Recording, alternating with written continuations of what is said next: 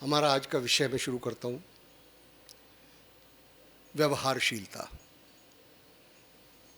बड़े आश्चर्य की बात है, हम सब कुछ जान लेना चाहते हैं, सिर्फ स्वयं को छोड़कर। हम पहले से सोचकर चलते हैं, पहले से मानकर चलते हैं कि स्वयं को क्या जानना है। जानना तो सदा दूसरों को पड़ता है, और जितना हम दूसरों को जान लेंगे, समझ लेंगे, जितना हम वस्तु जगत को जान लेंगे, पहचान लेंगे, समझ लेंगे, उतना ही हमारा ज्ञान बढ़ता ही जाएगा और हमारा जीवन सुगम से सुगमतर होता जाएगा। लेकिन मेरे दोस्तों, ये सिर्फ हमारा इल्यूजन है, भ्रम है, असत्य है, सत्य नहीं है। स्वार्थ के जो अर्थ हमने अपने मन में लगा रखे हैं, संजो रखे हैं, वो बहुत ही घृणित हैं, त्याज्य हैं, अन्याय से भरे हैं। एक कहावत है हमारे यहाँ, अपना काम बनता भाड़ में जाए जनता।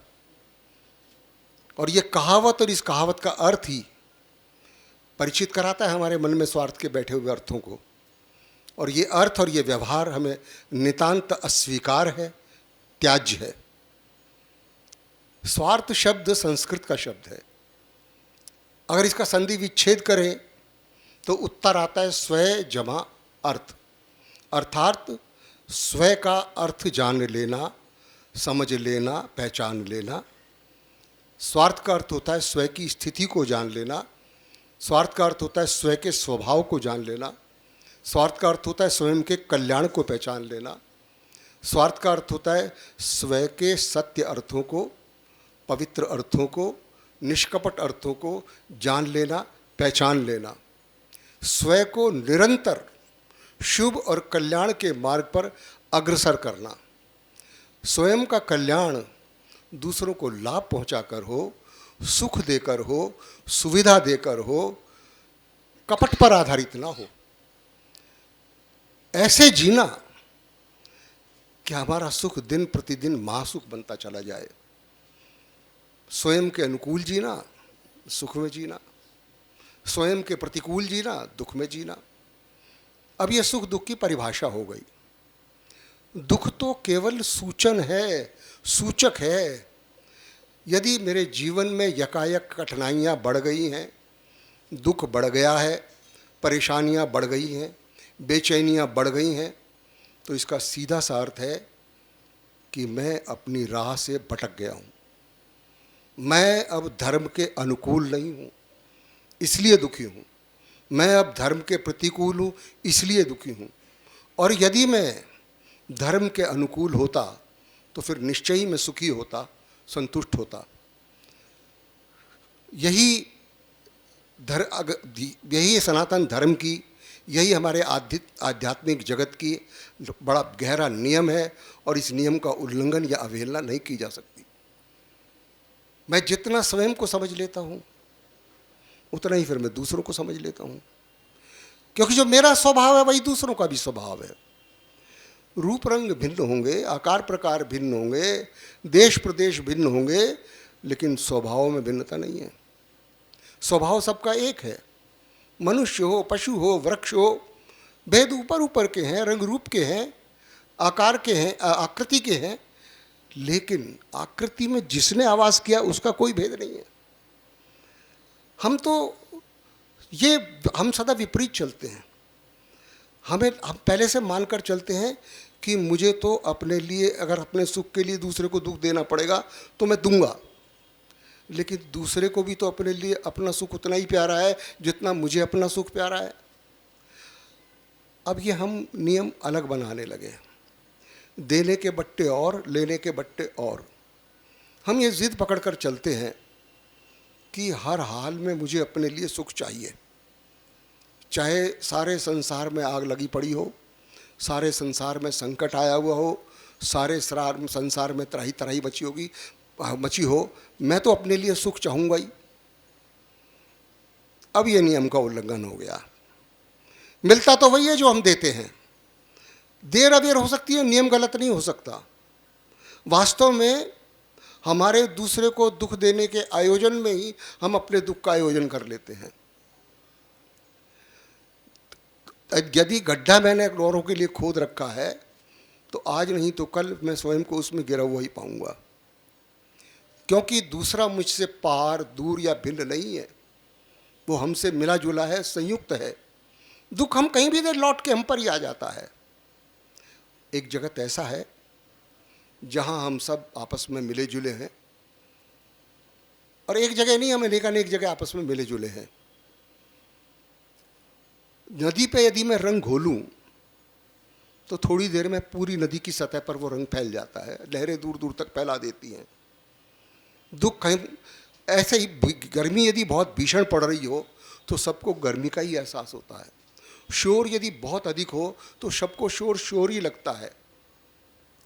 ऐसे ही यदि हम दुख कहीं भी देते हैं तो वो दुख फैलता ही चला जाता है, और उस फैलाव से हम बच नहीं सकते। और यही तो हो रहा है, सब अपने लिए तो सुख चाहते हैं और दूसरों को दुख देना चाहते हैं, और यही कारण है कि सारा संसार नरक बना पड़ा है। हम ये क्यों नहीं समझना चाहते कि हमें अपनी पहल पर दूसरों को वो व्यवहार देना चाहिए जो हम अपने लिए चाहते हैं। हम सुख मांगना क्यों चाहते हैं दूसरे से? हम भिखारी बनकर क्यों जीना चाहते हैं? भिखारी सदा मांग कर जीता है, सम्राट सदा देकर जीता है। हमें भी अपनी पहल पर दूसरों को देना चाहिए प्रेम, करुणा, ज्ञान, आदर।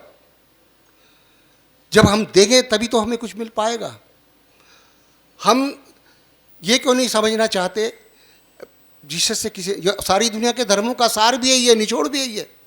जीसस से किसी ने पूछा,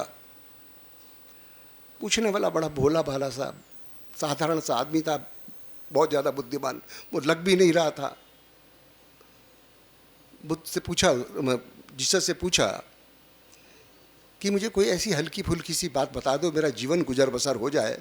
बहुत बड़ी और गहरी बात तो मैं समझ भी नहीं पाऊंगा। जीसस ने उससे कहा, तुम ऐसा करो जैसा तुम चाहते हो ना कि लोग तुम्हारे साथ व्यवहार करें, बस वो व्यवहार तुम आज से ही करना शुरू कर दो, और बस सारा धर्म इतना सही है, इसके अलावा और कोई धर्म नहीं है।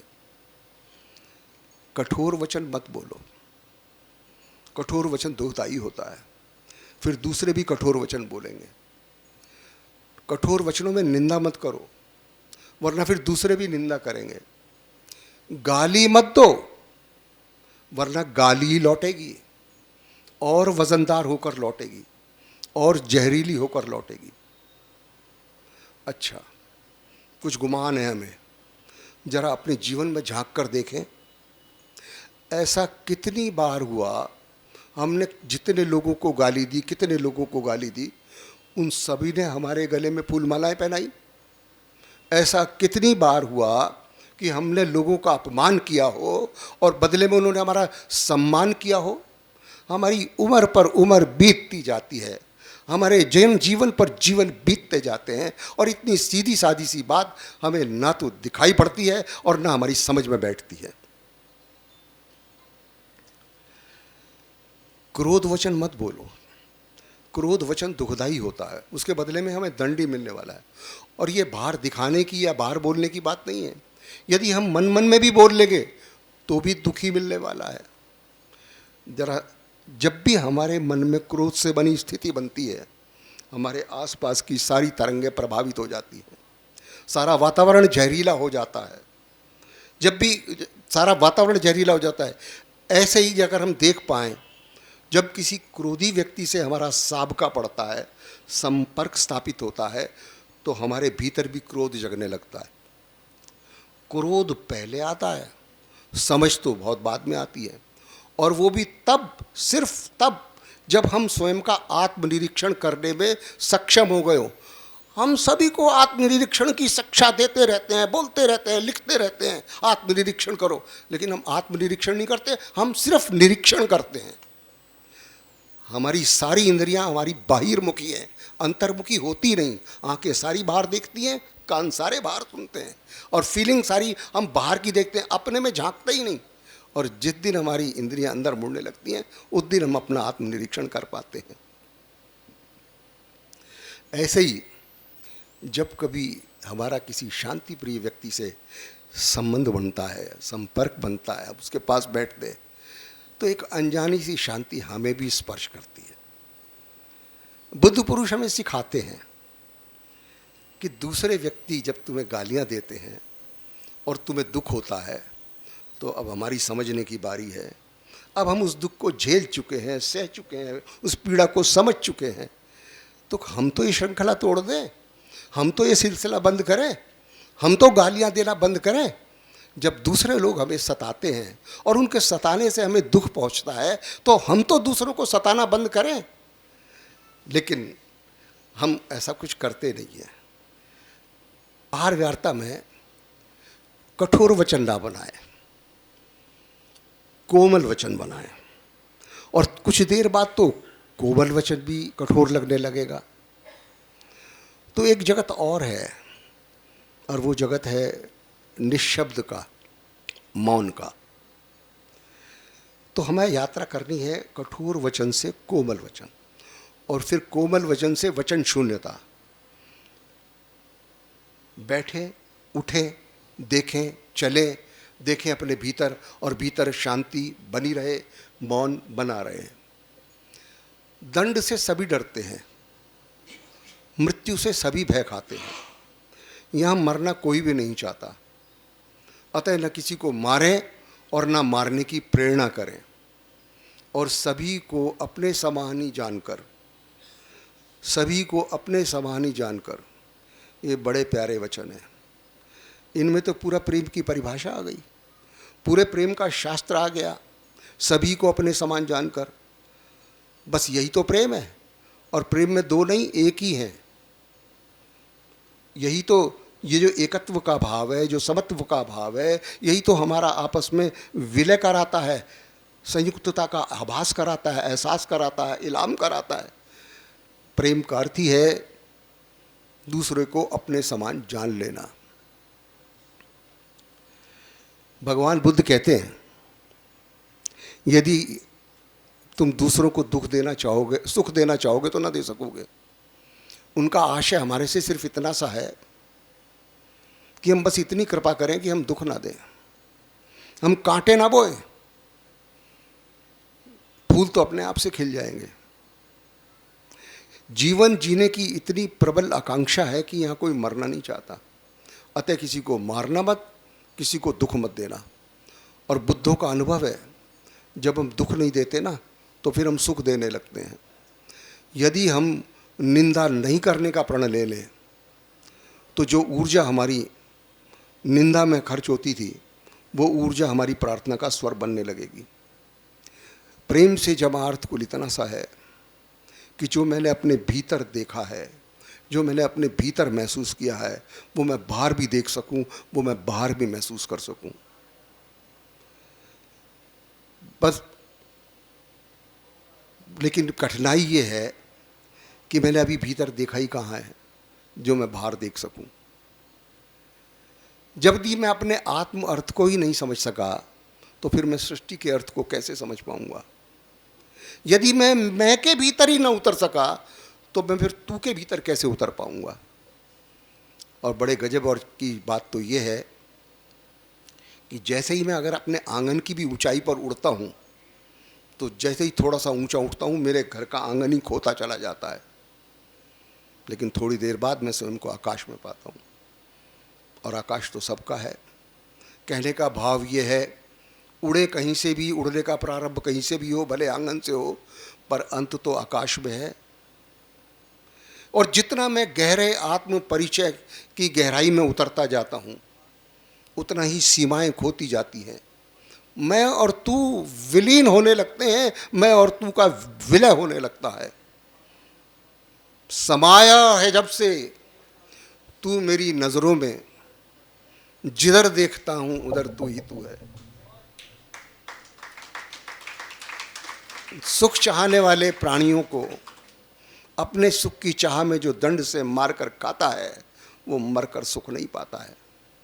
वास्तव में हम अपने सुख की चाह में दूसरों को दुख देने के प्रयास में ही अपने लिए दुख और घोर नरक का दुख आमंत्रित कर लेते हैं।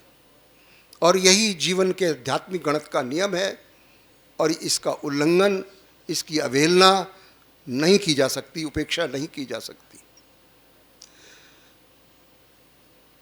जब भी हम दुख देते हैं वो दुख ही हम पर लौट आता है।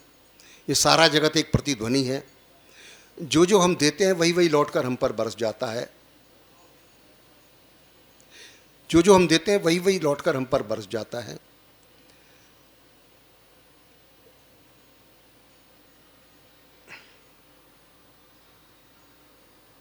धर्म को यदि बहुत सार रूप में समझना हो, बहुत समग्र रूप में समझना हो, तो सबसे कम धर्म है दूसरे को दुख नहीं देना, और सबसे ज़्यादा से ज़्यादा धर्म है दूसरे को सुख देना। और मेरा अनुभव है, मेरा जानना है, मेरा मानना है, मेरी कामना है और मेरी प्रार्थना है कि यहाँ किसी को दूसरा समझना ही मत, और फिर बस बात संभरने लगती है, संवरने लगती है।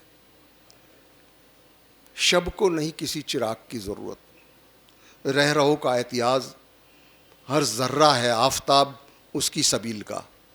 और जिसको ये हृदयस्थ हो गया, उसे किसी अंधेरी रात में किसी चिराग की ज़रूरत नहीं। परमात्मा की राह में हर जर्रा है सब आफताब उसकी सबील का। उसकी राह में हर तिनक का हर टुकड़ा आफताब सूरज हो जाता है। ज़रूरत तो सिर्फ ठान लेने की है, ज़रूरत तो सिर्फ संकल्प साध लेने की है। और जहाँ संकल्प है वहाँ सृष्टि है, जहाँ संकल्प है वहाँ सिद्धि है। 4 लाइनों की कविता और बात पूरी। एक पल भी जी मगर तू ताज बनकर जी। ओ मनुज मत विहग बन, स्वयं आकाश बनकर जी।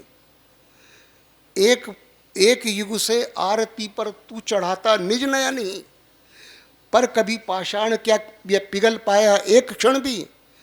आज तेरी दीनता पर पड़ रही नजरें जगत की, भावना पर हंस रही प्रतिमा धवल दीवार मठ की। मत पुजारी बन, मत पुजारी बन, स्वयं भगवान बनकर जी। एक पल भी जी मगर तू ताज बनकर जी। धन्यवाद आपके प्रेम।